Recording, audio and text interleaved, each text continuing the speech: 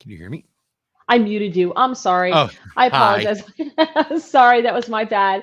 I muted us being so professional so no one could hear us in the background, and then I forgot to unmute me. So this is my bad.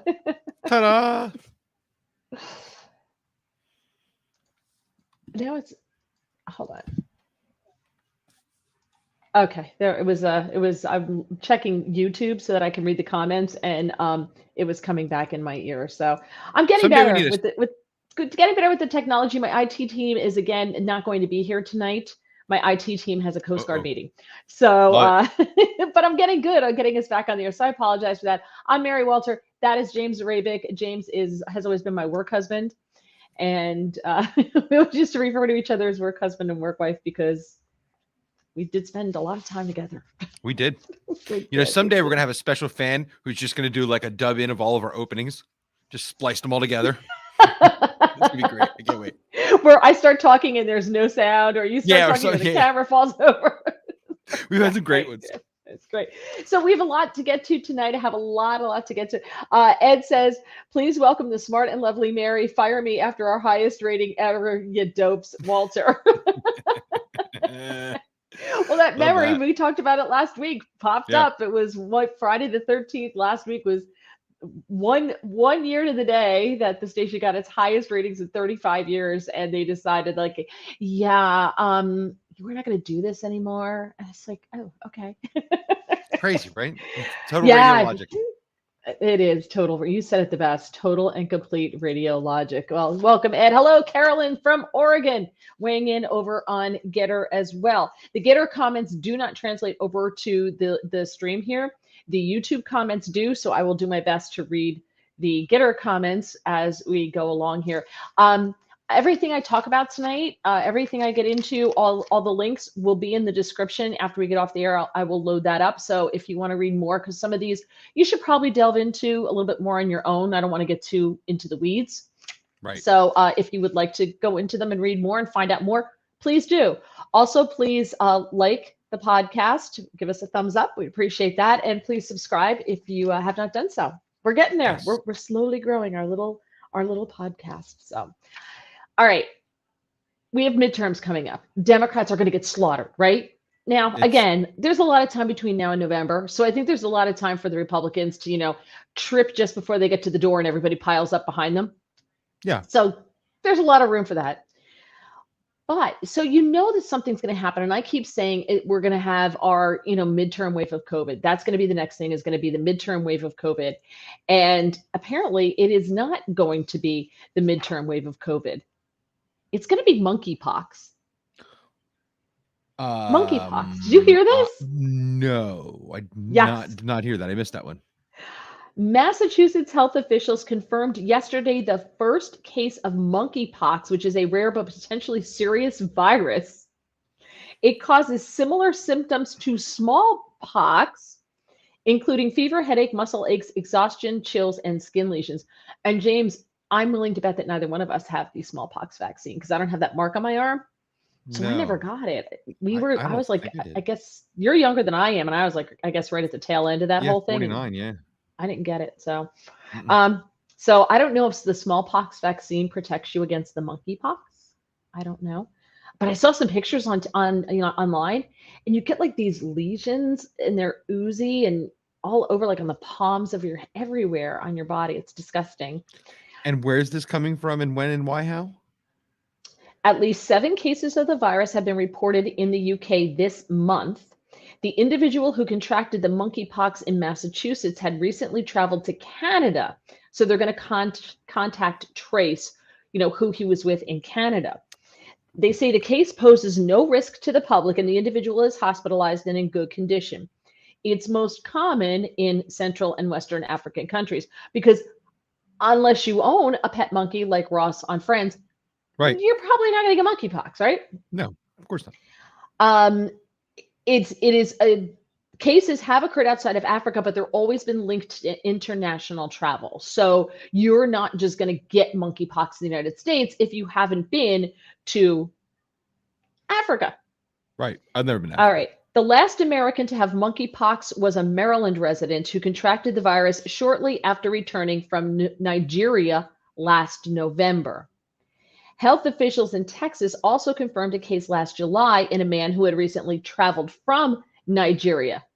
So I immediately said, oh, so I wonder if the guy traveled to Texas from Nigeria across the old southern border, because we know there's people coming from all over the world across the southern borders, like over 150 countries.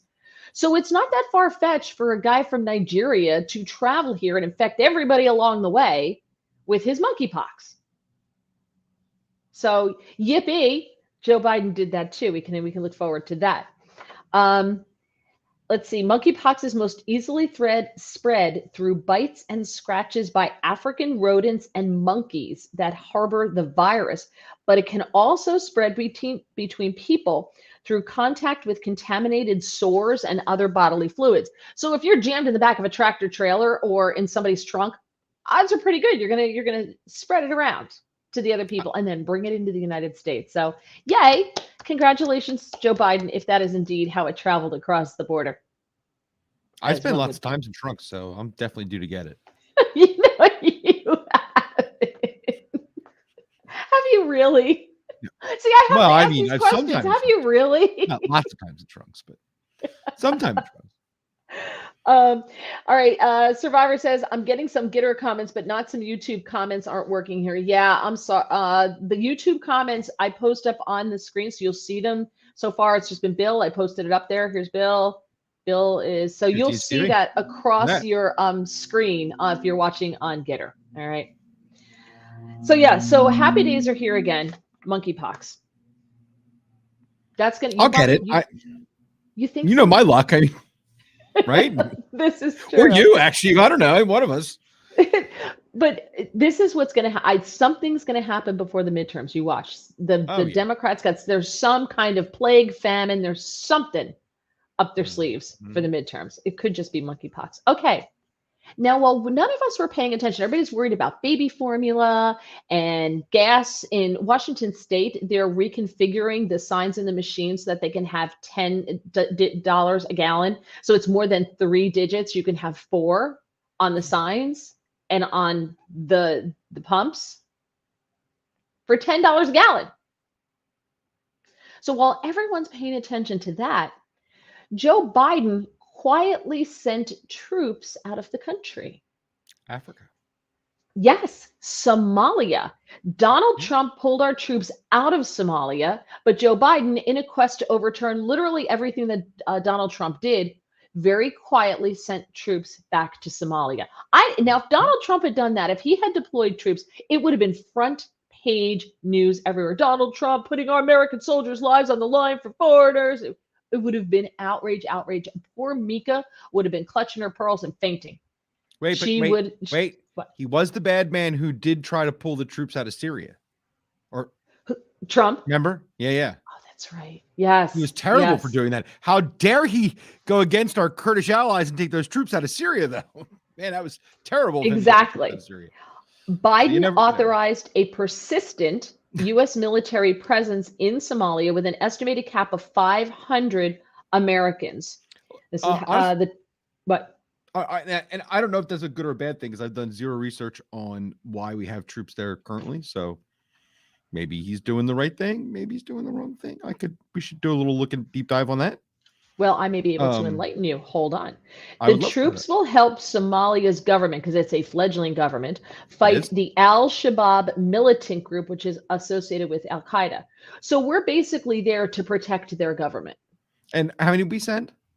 They're going to cap it at 500. Fingers honest. Going to cap it at 500. Yeah, you know. Sure. Who do we send? Did it say? I might have missed the beginning when you said that. It doesn't say who. It just said 500. 500. We had about 700 there. Trump pulled them out, and so Biden has to send 500 back because Trump's a horrible person. Right. So 500 is not an. This is not the Vietnam War. We're not sending $1 billion. But I don't think one American should die. If it's your kid, you'd probably feel differently. Look, I'm not, and I'm not saying that's, no life's precious or anything like that. It's 500 troops. What I'm saying is, you're right that had it been Donald Trump, the press should be screaming. Certainly, I think the press should be covering us sending 500 troops over to Somalia is where I think you're right. I don't think this is, we should be hanging Biden for sending 500 troops, but certainly we should be asking, why are we sending 500 troops? I don't think there's anything wrong with the press going, hey, let's note that we're sending 500 troops to Somalia to help the government over there who, okay, I don't know, maybe, we have troops that are, designed to do this. We do have, I'm sure that it's not the 82nd Air, but it's probably, special forces troops, that's what they do. And getting these are, probably, and support troops to help that. It's probably people designed to do this rather than just, the 10th Mountain Division, just, random, people. I'm sure it's specialty people. It still doesn't make me feel any better. They're still Americans. Sure, I get it. Now, the person who they spoke to, it's just a U.S. official is the only person quoted in this story. It's just a U.S. official. Right. It said this is a step that rationalizes what was essentially an irrational arrangement that we inherited. Notice the Biden administration inherits everything was broken. Everything was broken that the Biden administration inherited. So now they're fixing it. Right. So remember that every time you go to the so if they're so proud of this was broken. It was irrational because it created unnecessary and elevated risk to U.S. forces as they moved in and out of the country on a rotational basis. But in December of 2020, Trump ordered U.S. troops to withdraw from Somalia, and the Pentagon said the exit had been completed before Biden took office in 2021. So they weren't rotating in and out when they got that they inherited no troops in Somalia is what they inherited. Right. So that's a lie. That official is absolutely lying, as everything else when it comes to this administration or government in general, to be fair. On Monday, that same official slammed Trump for removing the troops in the first place against the advice of senior U.S. military leadership. The previous administration had directed the withdrawal of approximately 750 U.S. military personnel from Somalia. It was an abrupt and sudden transition to a rotational presence. Oh, no, they might have pulled 700 of our troops out and then only had people going over there on an advisory basis on their basis. So we had no but isn't that base better? there, only sending advisory people there to go to their base and stay on their situation. Right. Okay. So that's still better, I think, than having 750 soldiers there. Yeah. Ed says, I was in Somalia in 1993, Operation Restore Hope. The country is a lost cause. We should stay away. And I would assume he knows better than both of us. So 93 was real ugly. He's not wrong. And he knows way more than I do. Yeah. So this military official said, restoring a persistent U.S. military presence will help to increase the security and the freedom of movement for other personnel, such as State Department and USAID colleagues, as they conduct critical diplomatic and development missions. Development missions is American money setting up a whole bunch of stuff in their country for them. USAID is a black hole for money. It is a well that we just flush money down. Why are we doing that? Well, don't you always figure it out, Somalia? Don't you always think we're there for some reason because there's something there we need, want, or? Of course. I mean, there's either we're there because we're making money on it or we're working on some sort of defense contract stuff. I mean, it's all above my head. I don't pretend I know what that is or why, but I just always assume there's a reason. Well, I would like to note that when Ed was there in 1993, wasn't that the whole Black Hawk Down thing? Mm-hmm, exactly. Wasn't that 1993? Yeah. Just saying. Yeah, exactly right. And Ed says Trump was right again. There you go. Okay. Who is responsible for inflation? Now, if you listen to that new press secretary, Karine Pierre, whatever, she is awful. She's terrible. I mean, Jen Psaki at least could take anything you give her, any question, and answer it without answering it, or answer it by blaming the Trump administration or something that they inherited. Right. Without fail, right? That's what press secretaries do. Right. It's their job. This new chick is horrible. She's terrible. She can't answer a question. She's a mess. She's a total mess. Ed was there 93, 94. Oof, Ed. God bless you. Thank you for your service, dude. Amen. Man. So what we hear is, oh, we inherited this problem and inflation was on its way up when Trump left and we've got this big problem. But they never tell us what they're going to do. They blame Trump. They inherit it, but they never tell us how they're going to fix it, right? Right. Well, an analysis. A lot more of that. An analysis of the economy by Morgan Stanley put the blame for the quote, excessive fiscal stimulus spending by the Biden administration for the surge of inflation. Morgan Stanley, what do they know? Yeah, what exactly? According to Michael Wilson, who led the team of an analysts, he said, in summary, the slack created by the COVID recession is being absorbed much faster than usual. While some of this absorption is due to the supply disruptions created by the lockdowns, we think it was more so due to excessive fiscal stimulus provided during the pandemic, particularly the last $1.9 trillion package at the end of March of 21. Just as the economy was already emerging from the lockdowns. In our view, this is what turbocharged consumption and drove inflation to 40-year highs. 1.9 trillion. In other words, we created too much demand for the supply chains to handle. The fact that the supply chains have been impaired to some degree only exacerbated the shortages and inflation, especially for consumer goods. The analysis predicts that the market will continue to plummet before hitting a floor. So that number just hit my brain so hard. 1.9 trillion. Yeah. Did you get any? I didn't get any. Did you get any? I think I got something. Yeah, I don't even remember. Yeah, I got one buckets. stimulus check or something. Well, you're welcome because I paid for it. You're welcome. Yeah, it's great. But so did I. I was just eating my own money. It didn't really matter. Exactly. I just destroyed. I'm eating my own future. What did I do?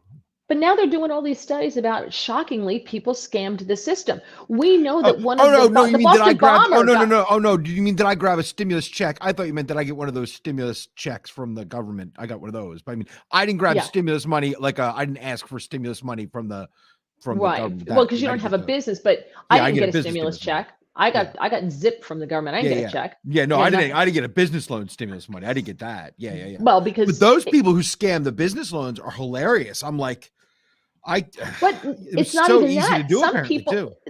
Didn't the Boston bomber get a stimulus check just like you did? Yeah. So and he's in prison, but he got one. I didn't get one, but he got one. Yeah. It's ridiculous. Joey Z says, "Bye, honey. Oh, come here. Show everybody your uniform. He looks so handsome. Come here. Show everybody your uniform." Our IT department checking in. Here he goes. Here's the IT department. He's all ready to go. Here. Go ahead. Hello, sir. Come on. Hello. Hi. How are you? I'm late. Oh, he's late for his Coast Guard meeting. Off he goes. He polished his boots last night. Joey, hey, Joey. Joey says America sends aid and money to Somalia. They need to send Omar. Ilhan Omar. My friend Ron, they pick on Spicer, So it's Morgan Stanley says. Wait, by the way, to his point, you pick on all press secretaries because their job is to just eat it. That's their job is to eat it for the White House, and they all do. You know, I give respect to all of them on some level because some are better than others, by the way. But I mean, I agree. Your job is to eat it. I mean, that's a horrible job. But you can't tell me. Job but wait a minute. You can't tell me there isn't a difference in the way the press treated the press treated Trump's press secretaries and the way they treated every single other president's press secretaries. I had never seen people get up in the press room, reporters grab the microphone and just start debating the president and demanding that he answer certain questions, or the press secretary, Jim Acosta yelling. I mean, Sarah Sanders was great because she would just tell him to sit down and shut. She treated him like toddlers. She was great. But I've never seen that kind of disrespect before. So, and now it's back to normal. Everybody's nice. And that's why she gets away with not being able to answer questions. So there's a double standard. Okay.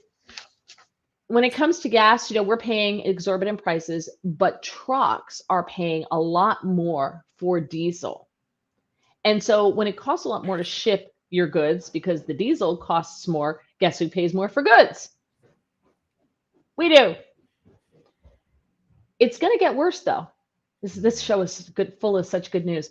It's going to get worse. There's apparently a shortage of diesel in the Northeast. And there's a couple reasons why. And again, the links for all these stories will be in the description below after the show. You might want to read more about this, especially if you live in the Northeast. The East Coast of the U.S. is reporting its lowest seasonal diesel inventory on record. They say that the sharp increase of diesel prices has been a major stressor in the trucking industry since the beginning of 22. Makes total sense. The price per gallon of diesel has reached record highs of $5.62 per gallon, and it's even higher on the East Coast. It's almost $6 a gallon, and it's up 63% from the beginning of this year. That's crazy. That's insane. Yeah. Tom Klaska, who is the head of the energy analysis at OPIS, which is whatever, but it has to do with Petroleum Institute, whatever. I wish I had some good news for the Northeast, but it's bedlam, he says. Diesel fuel powers our nation's agriculture. Remember, think of all the trucks that are used in farming and all of those machines. They all use diesel. Industrial and transportation networks. The price of everything is going to increase. Trucks, trains, barges, and the like consume about 122 million gallons of diesel per day. Per day. Patrick DeHaan, who works at Gas Buddy. I love Gas Buddy. I use Gas Buddy. Oh, it's a great app. He reported that Gas retail. Buddy, we think you're a great app. Maybe. Yes. Just saying. Maybe. You think? He says that retail truck stops are hauling fuel from the Great Lakes to the Northeast. Can you believe that? The Great Lakes to the Northeast. He said Flying J and Pilot and Loves all truck, which I used to go to the Flying J and Pilot all the time when I would drive down to Washington, D.C. because I don't pump my own gas. So I would gas up at the last exit in New Jersey on 295. There's a Pilot and a Flying J. I'd go there, they pump it for me, and if they were slow, they'd wash their windows too. And then I get on, I go over the Delaware Bridge, and then I knew that I would have enough gas on Fridays to drive back from Washington, D.C. and be able to go there or Costco in order to get gas on my way back because they pump it for me in New Jersey because Jersey girls don't pump gas. No. They said they told the Wall Street Journal that they were not planning to restrict diesel purchases now, but they're monitoring low diesel inventory. Part of the problem is the East Coast has lost half of its refineries, because the greenies won't let you build refineries. It's not worth it for them to maintain them because they know that there's a very good chance that they're going to get shut down the way things are going. So that's really bad. So that's part of the reason why. Ed says Omar can't go to Somalia because her brother or husband is afraid for her safety. Let's see. Bloomberg says in the past 15 years, the number of refineries on the East Coast has halved to just 7. The closures have reduced the region's oil processing capacity to just 818,000 barrels per day, down from 1.65 million barrels per day in 2009. So there's more to this story. So if you're a trucker or you consume diesel, or you don't want to pay a whole lot of money for diesel, or you live in the Northeast where it may start to be rationed, again, the link will be below in the description. Well, you better electric truck up or hope and dreams those trucks soon, or however you're going to power those trucks. Because I don't know if electric trucks, you can't go very far. You're going to have to you're going to have to stop for 20 minutes, half an hour, every so many hours to recharge. That's not efficient at all. Hopes and prayers. Hopes and hopes and prayers. Listen, while you're stopping to recharge your electric truck, or you're spending $12 a gallon for gas, just remember, no mean tweets. That's right. So let's see. All right, a little bit about Hunter Biden's emails in the news. Every week there's something more about Hunter Biden's emails. So this guy named Garrett Ziegler, what's that for? No, I'm just Go ahead. I love Hunter Biden's emails. I love his emails. Garrett Ziegler, a former aide to Peter Navarro in Donald Trump's office back in the day, uploaded 128,775 emails to a searchable database through his organization Marco Polo, which is not just a fun pool game, kids. The organization describes itself as a nonprofit research group exposing corruption and blackmail to drive an American renaissance, and pursues investigations with right-wing support. So they're like a Project Veritas, except they do different things. So this is a searchable database. So you could go into it and search the big guy and see the emails come that'll have that and bring that up, which I thought was interesting. Yeah. The site BidenLaptopEmails.com also allows you to download all the emails for your viewing pleasure. Oh, that's fun. One of the emails shows Hunter describing an extraordinary apparent quid pro quo with a Mexican billionaire's son, outlining how he got him into the White House and to the inauguration and thanking him for visits to his villa. But Hunter got to go visit his villa. He got him into the inauguration. But Joe Biden has no idea what his friends are doing. Joe probably looked at him and said, "Oh, you have a little Hispanic friend. Well, you want to bring him along to the inauguration, Hunter? Come on. Bring your little Hispanic friend."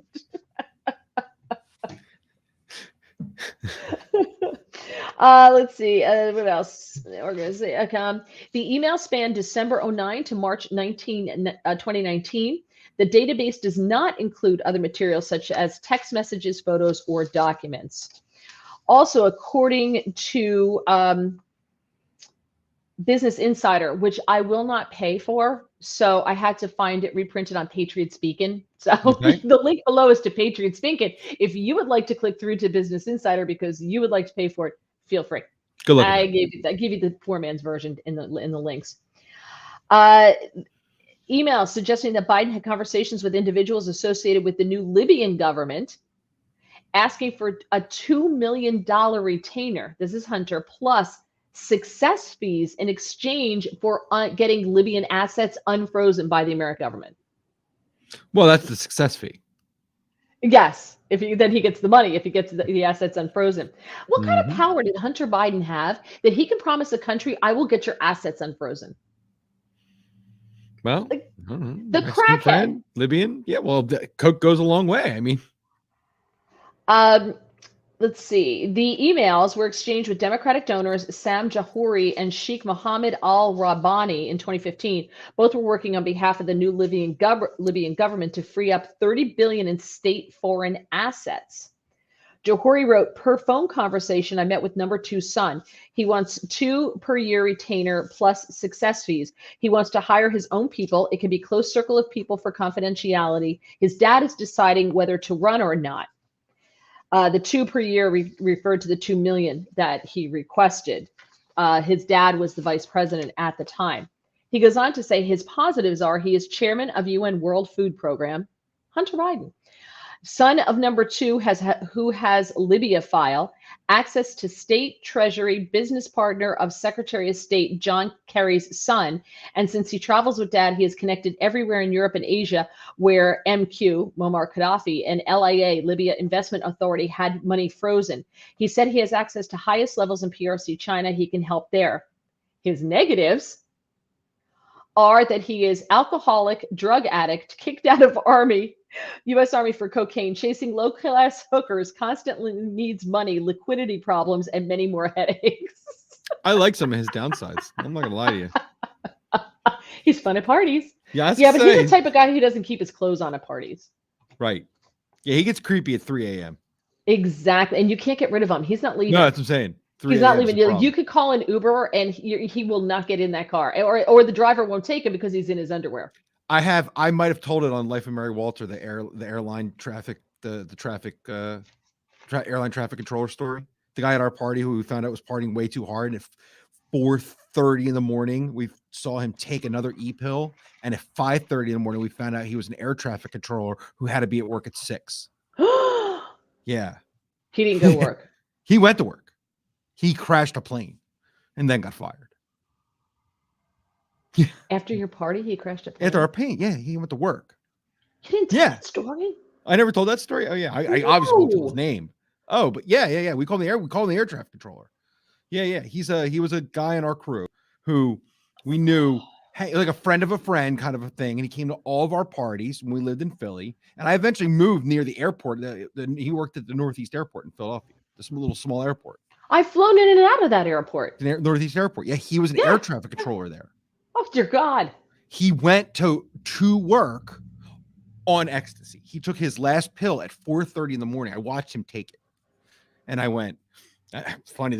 We could just get a guy out at 3 because that's the joke. Like when a guy is still at your house at 3 o'clock in the morning, like you're not going to get him out of your house. Like, right. That's a bad sign. So at 4:30 in the morning, like I watched him pop a pill, and I'm like, "Oh, dude, what'd you take?" He's like, "I took another pill." I'm like, "Oh, it's gonna be a good night." You know, Oh, that's it's already a like a bad clubbing crazy night, story. And so we're all just shooting. We're like, "What do you do, man?" I don't even know what you do. I know I know most of your friends. I partied with them a bunch of times. Like, "Oh, what do you do?" He goes, "Oh, I'm an air traffic controller. I got to go to work in the morning." I'm like, "Dude, it is the morning." He's like, "I'm like, when you got to go to work?" He's like, "I got to be there at 6." I'm like, 5:30. He's like, "Oh yeah, I gotta leave in a half hour." I'm like, "Oh, you should call out." He goes, "I can't call out, man. I'll lose my job." I'm like, Going to work high, you're probably going to lose your job too. Yeah. But we're people in their 20s, so. True, and people in their 20s make very bad decisions. By the way, I pulled my cell phone up. Like my cell phone was my cell phone. Then it had a thing. It was probably like a brick, and I had to like unfold it. But I remember flip phones. I remember. Yeah. Okay. Survivor says the grocery has a basket with 100 cans of Lysol, 99 cents, or $1.25. I don't understand that. Wait, This is fun with the sound turned off. I turned on my Bluetooth speaker. This is fun with the sound turned off. I just turned off my Bluetooth speaker. Oh, I'm glad. Yay. We make sound. Look. That's what it's about. Okay. I want to get your thoughts on this. And, you can leave them in the comments. I'll put the comments on YouTube up on the screen. The Getter comments I will read to you.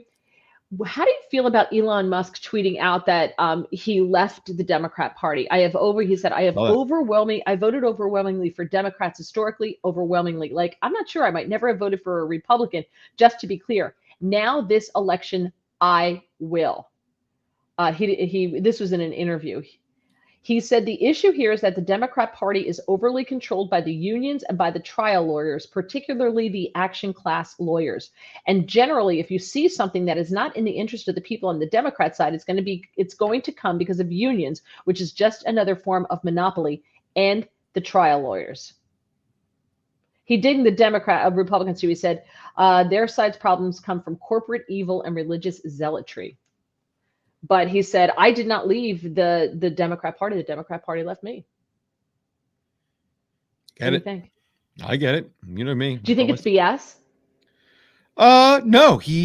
I think not that Rogan said he's left the Democrat Party, but I mean, look at I use him as an example all the time. But look at Joe Rogan, who was a Bernie Sanders supporter, and constantly when I bring up Joe Rogan, people go, "Oh, you mean that far right guy?" And I'm like, "You mean the Bernie Sanders supporter? What do you mean far right guy?" And they're like, "No, you don't know Joe Rogan. He's a serious far right guy." I'm like, "No, he's a Bernie Sanders supporter." They're like, "You don't get him." I'm like, "What are you talking about? I've been a fan of his for 20 years. I don't know what I'm talking about. I've watched every Joe Rogan episode there's ever been on. He's a Bernie Sanders supporter." Yeah. Are you sure? I'm like, "Yeah, he's a Bernie Sanders supporter." They're like, "I thought he was a far right guy." I'm like, nope. But that's how this machinery works. Like if you don't follow the thing to the letter and check every box, they just assume you're something else. They don't even look. I mean, I'll give my concern. The brains just don't work that way. They can't. If you do not adhere in lockstep with any tenet, you know why? And I'm going to say this. I keep saying it over and over again. I've been saying it for years. Liberalism is a religion. I find the further left you go, the less religious you are. And this is a broad generalization. It's not everyone, but most people who are on the left are not religious people. They're just not. And so they believe that the government solves all their problems. If you're on the right, you believe that God you pray to God, God will help you with your problems in some way, shape, or form, or he'll give you the ability to help yourself. Whereas they just say, well, I'm just going to wait for the government will give me everything I want. So if you don't believe, like if you don't bend your statues, to their saints of George Floyd and Ruth Bader Ginsburg, and they tear down the statues of the founding of the country and they put up statues to George Floyd and their gods. It's to me, and it's why you cannot have a conversation with them like you had a problem, say, no, Joe Rogan believes it. Bernie Sanders. No. You can't have a conversation with them because you're challenging their religious beliefs. It's very hard, when someone has a religious belief, you can't argue that with him. I never try to argue, you know, Judaism versus Catholicism with my friends. It's dumb. That's their religion. Let them have that belief. But they're foisting their religion on the rest of us. And if you dare question tenets of their religion, they lose their minds. They light their hair on fire. Yeah. You know, so that's why it's crazy. That's the party he's leaving. That's super hard left. Yeah, that's the party he's Right. jumping out of. Yeah, But it's you know, a very difficult place. This is the other thing that I say. Elon Musk is a newly minted American. Like, he was not born in this country, right? So I also think the further you get away from your family's immigration story, the further you get away from the generation that immigrated to this country, the further left you go. Right. The less of an appreciation you have for the history of this country, with the idea of this country, the American dream, all that stuff. And the more likely you are to say, America sucks. Because if I said that, my grandparents who immigrated to this country would come down from heaven and smack me. 100%. Right. Right. I mean, so you have more and more generations that are so far removed from their immigration story. These kids they don't know anything about it. I just had that. I'm sorry. No, go ahead. No, I was just going to say, and because of my grandparents used to sit and tell us about leaving Germany when they started seeing all the Nazi symbols and everything, and how their family, the rest of the family, couldn't go. You know, not everybody could go, and how they would send them. My grandmother showed me her little book where she wrote down what she was sending to Germany, like the food and the things that she was sending to the family because they had no food and all that stuff, and how, you know, she came to this country. They had to have a sponsor. They had to learn English. They had to learn they had an immigration officer who would come to make sure that they had jobs. If they didn't have jobs, they could be sent back to Germany. And, you know, who would test their English to make sure they could speak it. You know, we were not allowed to speak German outside of the home. You only spoke German inside the home. You always spoke English outside of the home. All of that old school stuff that today the little liberals, little tight jean man bun wearing hippies would be like, that's terrible. Like, they had to squelch their heritage and you know, their nationality. And I'm like, their nationality was American. Their heritage was German, but their nationality was American. Yeah. You know, that's a big cultural switch there. Yeah. Yeah. I had a debate with one of the younger ones here, and because you heard me say it before, one of my big heroes, a drummer named Neil Peart from the band Rush, and he calls himself a bleeding heart libertarian. So I've stolen that mantra for a long time, and I think that's because I've always been pretty socially liberal, but, you know, pretty conservative in a lot of other parts of my life, and I never could have been a real liberal, mostly because I just don't trust the government. I've never thought that the government was the answer to your solution. It's just never has been. I mean, you know, we've always talked about things like look at healthcare, right? I mean, how much they've botched that up, right? Just look what they've done to the vets. You had to just look at that before, and you could see how much they've screwed that up to think like, oh, they're going to be great with healthcare. And I don't trust corporations anymore, you know, too much either. There's a lot of problems in the world all over the place. So, you know, maybe that's how I fell into being some sort of libertarian minded person, right? I kind of thought that, you know, you have to be kind of think for yourself a lot and figure it all out and do yourself some reading and have some sort of, I'm gonna do it, right? I'll do it. Why don't you just let me figure it out? I'll figure it. I don't need the government. I'd probably try to even keep the corporations out. Maybe I'll just figure it out myself. I'll have my own money, you know, and I'll do it my own way. And so that's a thing. But so her thought was, though, when I said I was a bleeding heart libertarian, and that's maybe what I get along socially as a musician with weirdos and wackos, and don't have any problem with a lot of the liberals. I can work my way through that system so easily. And I said, when she said, well, you know, I lean very socialist. And I said, well, you know, I understand the utopia of socialism and communism. And I've read, you know, Marx and stuff, and I understand why people see that utopia. But that's what it is utopia. And I said, your problem is you think it would work. But I said, who do you think is going to run it? Like, who would you trust to run right now? Anybody. Can you think of anybody in any government, anybody right now in this country that you would trust to run this utopia? And she really thought that, and she's a really smart person. I said, really think about that. Like, you would actually have to find enough government people to run utopia. And where in the world, and think of history, has that ever happened that you could get enough people to run utopia? And she really sat and thought about that, like with her eyes like, and that's what it really comes down to. Like, that's never going to happen. It can't happen. It's not going to happen. It never has, and it never will. Nope. It never hasn't. You're absolutely right. Utopia doesn't work. Joey says, I'm surprised it took Musk so long to make this decision. Did he vote for Obama twice? Yes. I think he said Yeah, he did. in the He did. interview that he had never voted Republican. He doesn't think he had ever voted Republican ever before. And now he's I'm going to. And he's a 99% sure. businessman. I'm 99% sure he said on Rogan that he voted for Obama twice. And if I'm wrong, you can find the clip where he said he didn't, but I'm pretty sure he did. Yeah, I think he did. I watched his interview on Rogan. He said he did. Yeah, I think Joey's right. But so here's the thing though, is he's a businessman.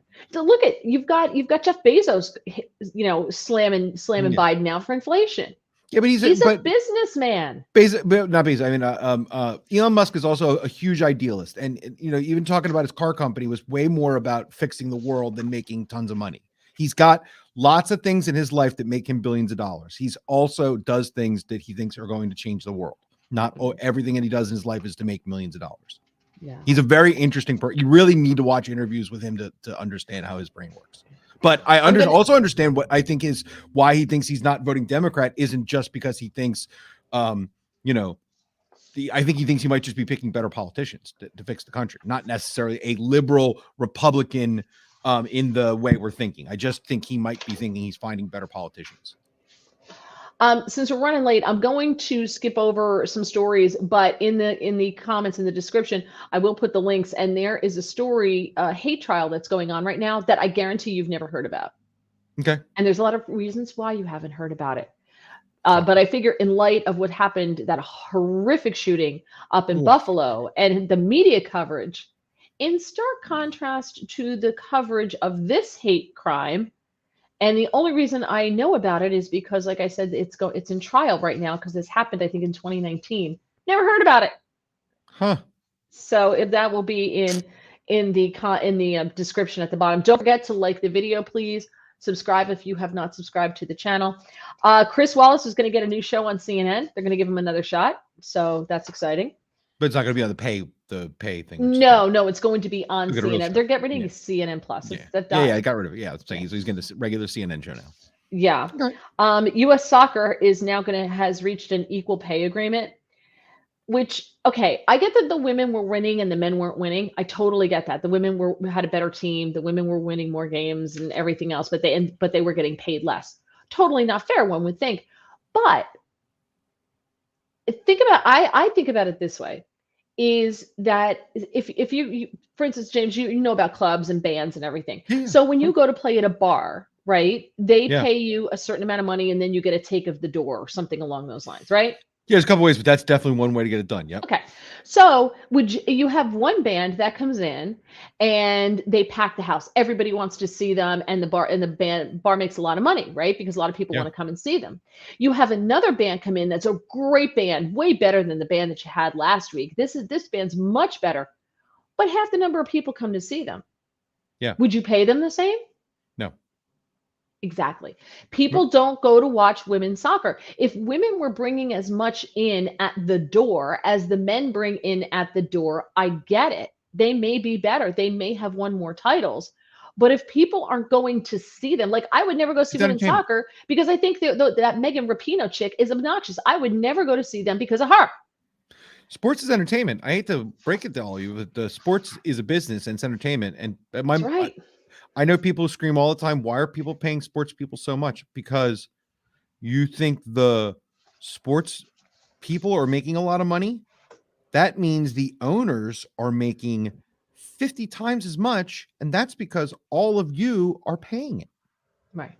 So it's the same principle here, though. That also means they're not going to see the women, like Mary said, nearly as much. Right. And that's because none of you want to watch women play soccer as much. There you go. And I don't know why. Maybe women's soccer. I don't watch soccer, so I don't know what's more entertaining. Well, there's that. I don't watch soccer, and I don't watch a lot of sports. But this was a problem in music, I can tell you, and it's not now. But it used to be a problem in music. It used to be a problem in comedy. It's not really now either. But maybe it'll fix itself in sports eventually. Maybe. Let's see. In answer to your question about who would you have run your socialist utopia, Joey says George Washington, Jefferson et al. Did a pretty good job. Washington's farewell address warned us about everything we see going on today. He's absolutely and then he right. said, "Good night, moving over to Tucker." Okay. Yeah, that how I was having. He was talking about us having political parties was the warning, and we shouldn't have political parties. He's 100% right. It's ridiculous. It's stupid, but we do, So and what here we are. so what we're talking about right now is goes with a new poll out from Trafalgar Group that shows that over 87% of Americans say that they'll boycott a company if it advocates for political agendas with which they disagree. 87%. Yeah, it's so dumb. I don't care at all. Oh, I see, I can't read. do. I I can't do. read. You know You what? research every company you buy. No, no, I no, no, don't no, no, care no. what I'm my just saying, but chicken like, votes for. no, no. But like Disney, I don't. if I was a consumer of Disney, I would not consume Disney anymore. I would if No, I had I don't Disney care. Plus, I wouldn't have it. I'm not I don't know, and I funding don't that. care. And I know Well, they got that's something okay. involved. But I know they had something to do with something going on with taxes down there. By the way, I won't stop going to the Florida over DeSantis or what Disney had to do, and I don't care which side of the thing they're on because I don't want to know anymore. All I want to do is enjoy my TV and enjoy Florida. So now I don't have to hate DeSantis or Disney because I don't want to get a pick in their fight. Whatever Right, their and dumb that's fight is about fine. is their dumb fight.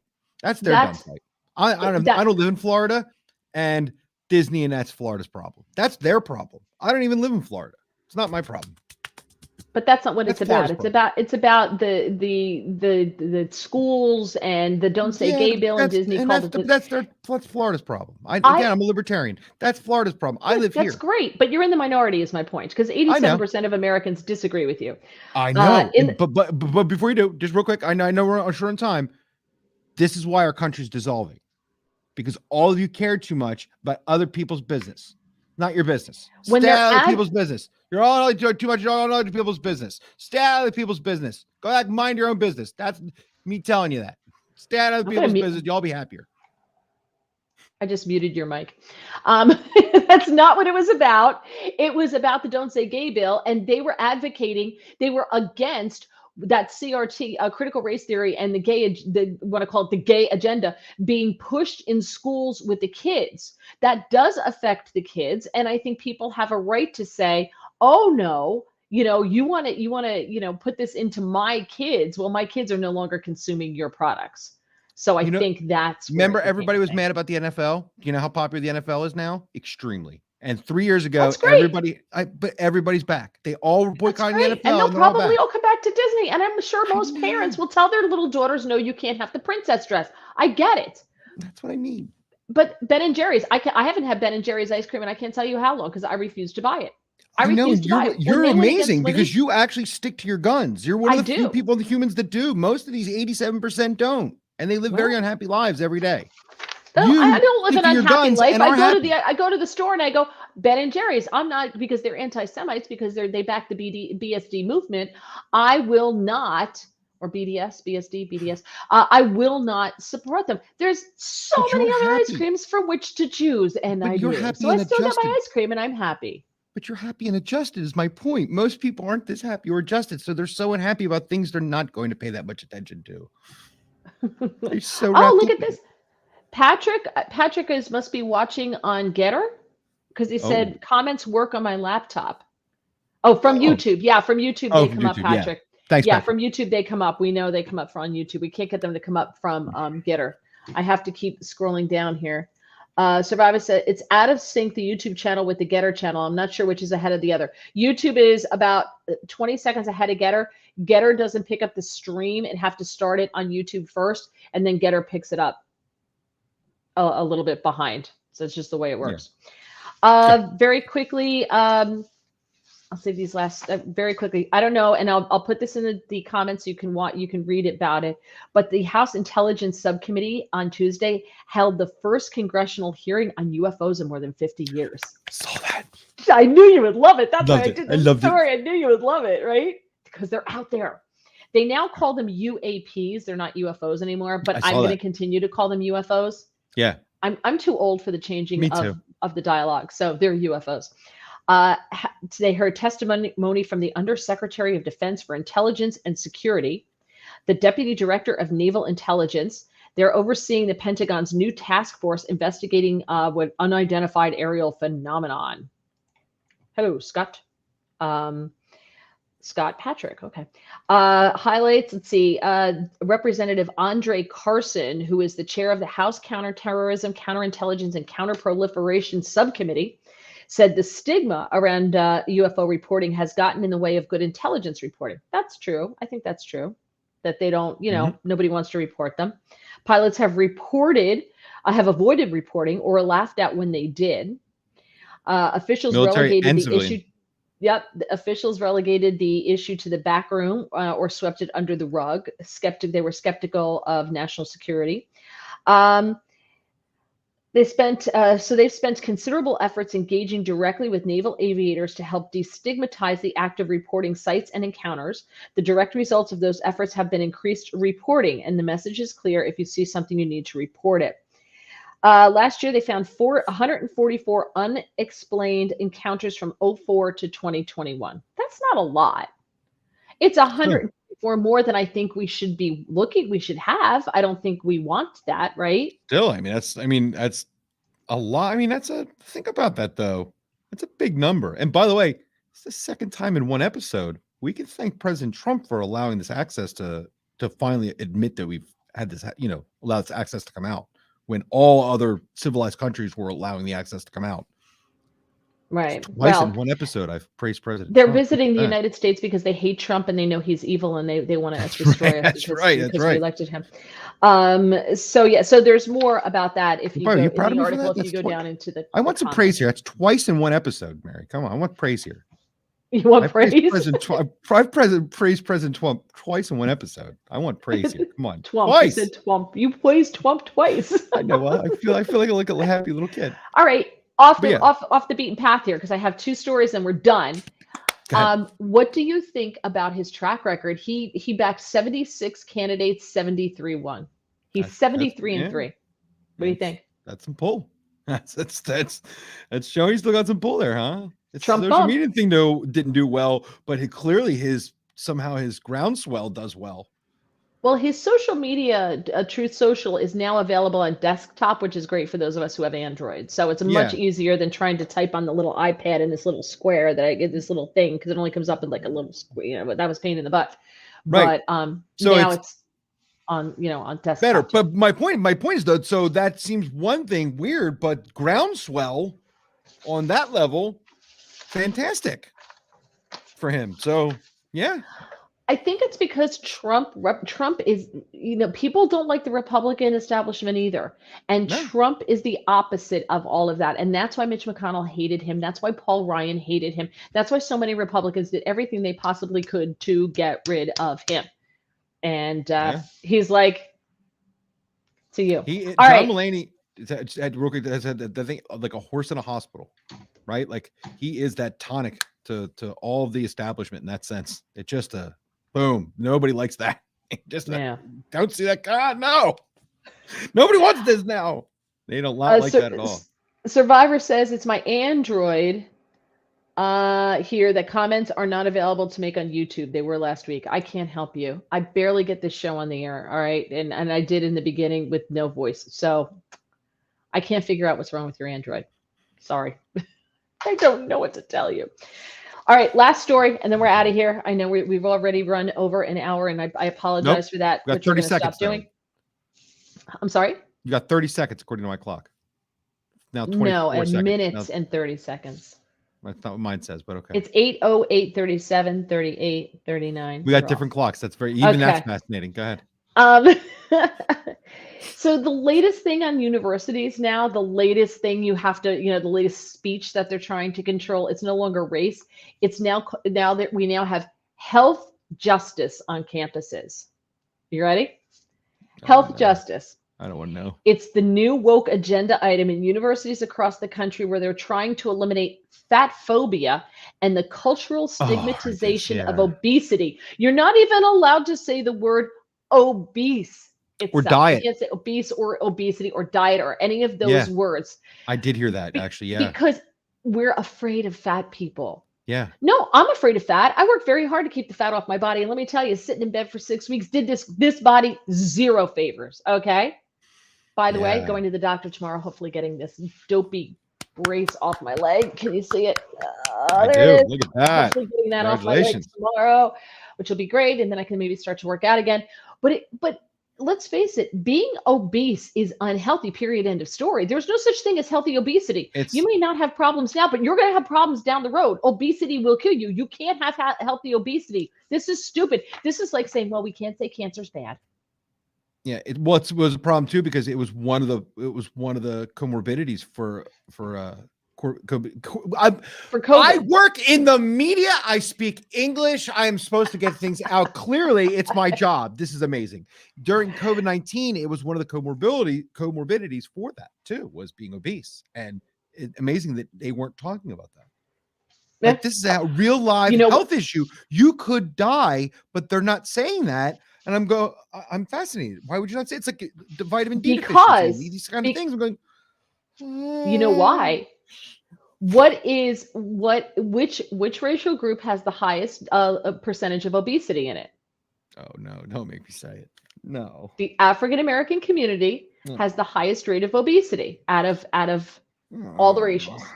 And then comes the Hispanics. Right on their heels are the whites. The whites and the Hispanics neck and neck for second place, and then Asians. And that is why you had more African Americans dying of COVID. Remember when they were telling us it's racist? COVID's racist. I'm like, no, the disease is not racist. Get the hell out of here. Well, there's a vitamin D deficiency in the African American community too. That's a big thing.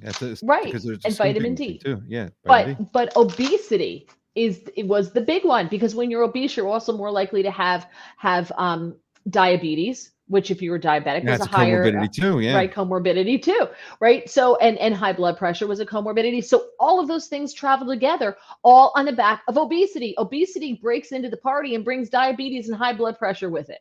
But when we can't talk about facts and figures, then what are we doing here? Why are we here? I just don't understand. Because it's about controlling. We're just talking about speech. Facts and figures. Well, but we all know that's dumb. You know, these are the things that make me crazy, right?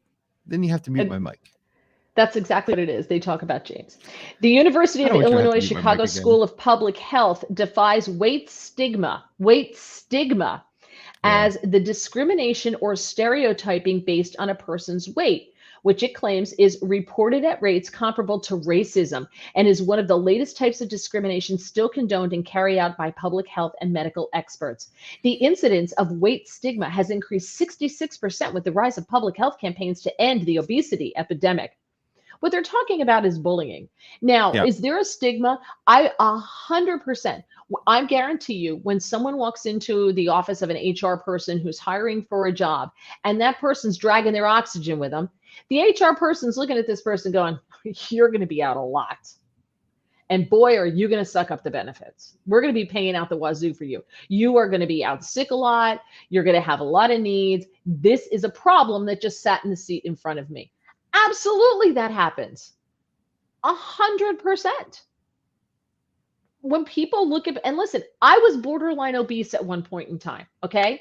So I could talk about it. I get the card. I get the free card to be able to talk about it.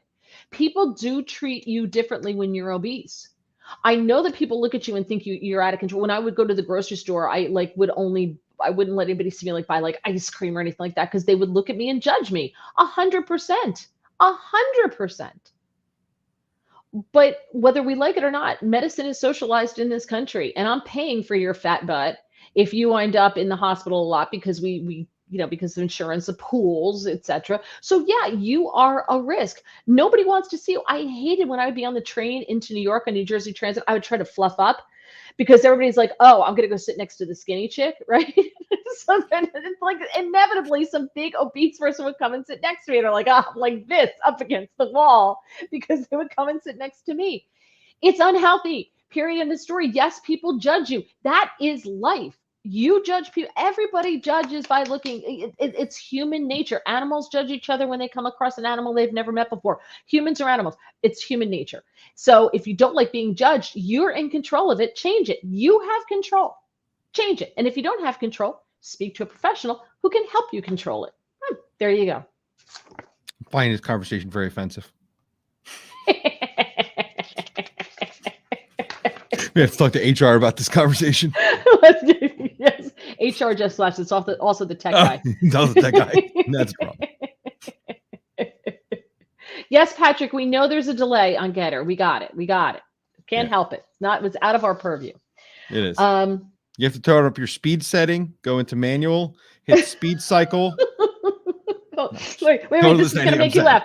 Okay, this is University of Chicago, Illinois School of Public Health, released a policy brief in October called Addressing Weight Stigma and Fat Phobia in Public Health. It said the country's focus on body size is rooted in racism dating back to Charles Darwin. Because the fittest survive in Darwinism. It's the way it goes, right? Oh, no, Darwin. Wait till I send you the article about how hiking is racist. Go ahead. Continue. And I know. And it is advised against using, quote, extremely stigmatizing words like obesity in favor of terms such as people in larger bodies. Obesity is a clinical diagnosis. It's the same as cardiovascular disease, asthma, those types of things. It's a clinical diagnosis. Though lifestyle factors such as nutrition and exercise are important, it is essential to note the historical racism and injustices within our current food environment. The U.S. food system is built on stolen land using stolen labor from Black and Latinx indigenous people, which, by the way, no one who is Latin or Hispanic descent uses the term Latinx. That's how you know these are stupid white liberals. If you go to a Latin country and say Latinx, you might get the face slapped at you. I know. That's a tough one. Not only has this created a large-scale food apartheid and trauma for people indigenous to this land. Did they say food apartheid? Yes, it has caused a comment like that, and we keep rolling. Food apartheid? Come on! Oh, come on! It has caused a disconnection of indigenous people from their cultural practices and identities. Last week, the Institute for Bioethics and Health Humanities at the University of Texas in Galveston hosted a lecture on fat phobia as misogynoir. I don't even know what that word is. Gender, race, and weight stigma. The University of California, Irvine associate professor addressed fat stigma and the centrality of slavery and race science in its perpetuation throughout the Western world. Read that last statement again. I got to hear that whole last. That's the craziest. That's pretty bad there. What? Say that again. Okay, the connection between fat stigma and the centrality of slavery and race science in its perpetuation throughout the Western world. Okay. During the lecture, the professor argued that the medical field, quote, took up the mantle of anti-fatness as a result of social and cultural shifts in thinking about race and feminine propriety in the early 20th century. I don't even know what that means. I don't even understand. They're saying that the shift came from when women, it was okay to be pleasantly plump, I guess, to having to be twiggy.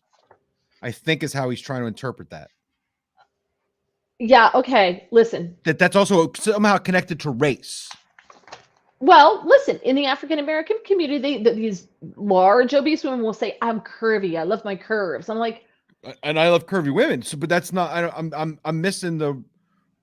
At some point it becomes unhealthy. Now, when you're in your 20s, rock on, girl, like Lizzo, go for it. You want to wear a bikini, whatever, you do you, sweetheart. That's fine. But when you're in your 40s and you've got high blood pressure and all these other problems, there you go. The train was on the tracks. And if it doesn't happen to you, God bless you. That's wonderful.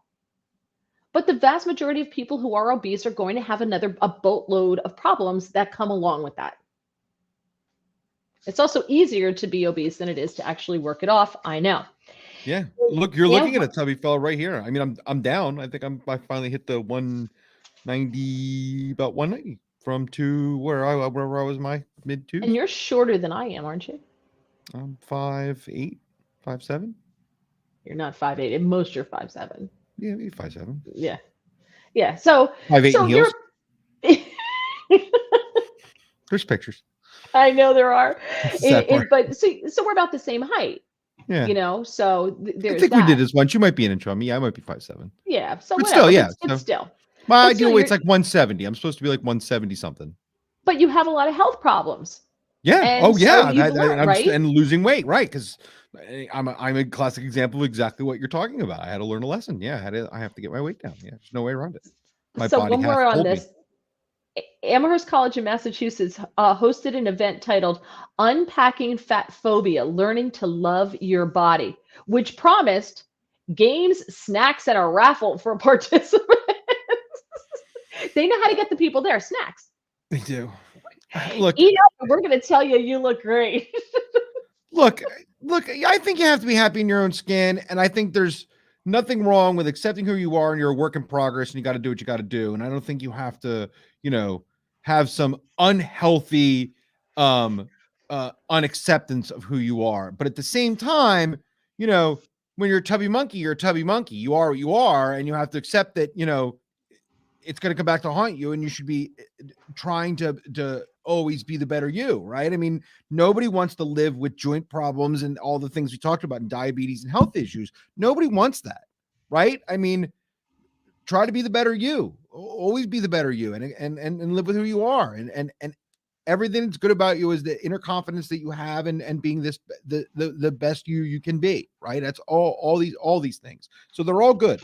So I'm for all the positivity you can have, but let's not go out and kid ourselves and pretend that being 400 pounds is the way to live. And that's not fat phobia. That's just saying that 400 pounds on anybody is unacceptable. You're not a bad person. You're not a horrible human. Nobody hates you, but it's not healthy. No, you're right. I've known big people, and I've had friends that big, and they're some of the kindest people on the planet, and I've loved them, and I love them as humans, and they're all great people. But they knew they were unhealthy too. They weren't phobiaed. They were unhealthy. And who was 400 pounds and lived to be 90? Anyone? Yeah. I'm sure. And that's my great grandpa. Okay, great. Johns Hopkins University School of Medicine last year did a study that found that more than half of young Americans aged 18 to 25 are either overweight or obese. And that's what's happening. We're becoming a very fat country because nobody wants to stop doing this. Right. We work less. Right. I work at a job where I do exactly what I'm doing now, wear headphones and have a thing on. I now have to get up between things and walk and do more stuff to be more active, because my job isn't very active unless I'm doing remote broadcasts where I have to walk heavy gear through casinos. Right. But I don't have a labor job. No, it's tough. No. Very quickly along, this is the last story. And again, the stories that we did not get to, I will put all the links if you want to explore more. And some of them are absolutely worth it in the description below. There's a man named Chris Sandberg, and this ties into with just what we were talking about. About a year into the coronavirus pandemic, he decided it was time to get serious about losing weight. So in January of last year, he's 37 years old. He began exercising every day, and he said he was going to exercise every day until Taco Bell brought back his favorite menu item, which was the grilled stuffed nacho. Now, I can honestly tell you, I have not had fast food in 20 years. Okay. So I don't know what the grilled stuffed nacho is. I don't think I've eaten at a Taco Bell in 30 years, maybe. Once in the 2000s. So I get you. He's continued the challenge for more than 480 days. He's lost approximately 87 pounds in the process. See? That'll do it. Yeah. He put a whole thing on TikTok, a whole TikTok challenge. He said, I wanted it to be fun, and maybe the goal was something that I wanted. And for some reason, the first thing that popped into my head was the grilled stuffed nacho. So I just ran with it. January 4th of 21, he posted his first video for the challenge. At the time, he weighed 275 pounds. He says, day one of exercising every day until Taco Bell brings back the grilled stuffed nacho. And then he has do the right thing, hashtag Taco Bell. The grilled stuffed nacho is a flour tortilla shaped like a nacho, stuffed with beef, cheesy jalapeno sauce, sour cream, and crunchy red strips. They discontinued it in 2015. He said the first time he had it was right before it was removed from the menu. He said it was the best thing he ever had at Taco Bell. And then he had it every day for a week. And when he went back, it was gone. It was no longer on the menu. And he clearly remembered it because that was 2015. So that's a long time ago. Yeah. He said it was the cheesy jalapeno sauce that they don't have on any other menu item. That was his favorite. He said it's different from the creamy jalapeno sauce. Okay. He said, I haven't let it go. He says he's lost hundreds of pounds over the years. We've all done that. And he said the reason that he decided to lose weight was the fact that people who are overweight are more vulnerable to COVID-19. The conversation we were just having. Ta-da. during the pandemic, he's also started turning to TikTok and started making videos. And he said, it occurred to me that if I spent as much time focusing on my health as I did on TikTok, maybe I could lose the weight that I've always talked about losing. So he combined them, and he lost 87 pounds. He said something is, he said he did it. He could lose the weight because he made it fun. You know, it's a challenge. Just he got fun out of it. And he, you know, he's good with it. So he considered stopping the challenge twice over 400 days. He sustained injuries to his knee and shoulder, so he had to do lighter workouts and cardio rather than weightlifting. And he said he almost thought of quitting after the 1 year mark when his local Taco Bell made him and his fiance grilled stuffed nachos. And they also gave him a jar of the cheesy jalapeno sauce that he loves so much. And he's like, well, this was my goal, was to get them to bring it back. But he decided, no, he's gonna keep going because he feels better. He says, I feel healthier, I feel better, so I'm just gonna keep going. So good for Smart him. guy. Yeah. Yeah. A little obsessive, but a smart guy. Well, he wanted it. And listen, you have to, I went on so many diets when I was losing weight. When I knew I needed to lose weight, I was unhappy. Excuse me. I'm sorry. I think you mean when you were changing your life. We don't say diet anymore, Mary. Oh, I'm sorry. We don't say diet anymore. But you know what? In all honesty, it's not a diet. It's really life changes. It truly is life changes. And I did Jenny Craig, which actually was good, but not Jenny Craig. Nutrisystem. I did Nutrisystem. Nutrisystem was great, but my brothers kept eating my food. Like they would come home drunk and would eat my food. So it's good stuff. Yeah. You're right. It was easy because you just mix it up and then you'd have a meal. So they were eating my food, so that didn't work. And I just had to find what worked for me. Right. And once I found what worked for me, and it was just making small changes as I went along.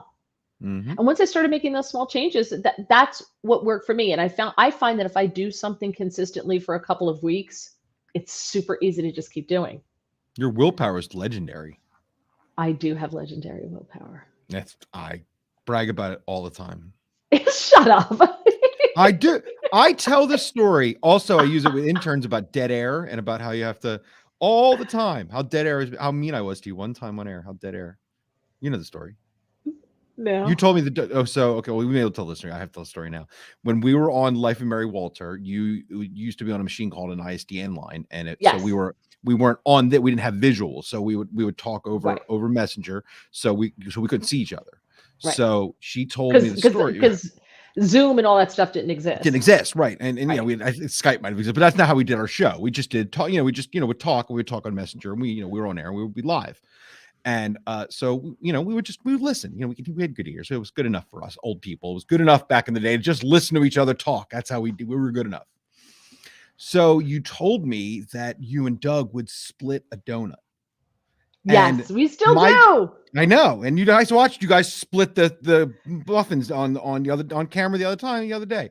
But when you told me that, my brain was so cracked when you told me that I forgot to talk.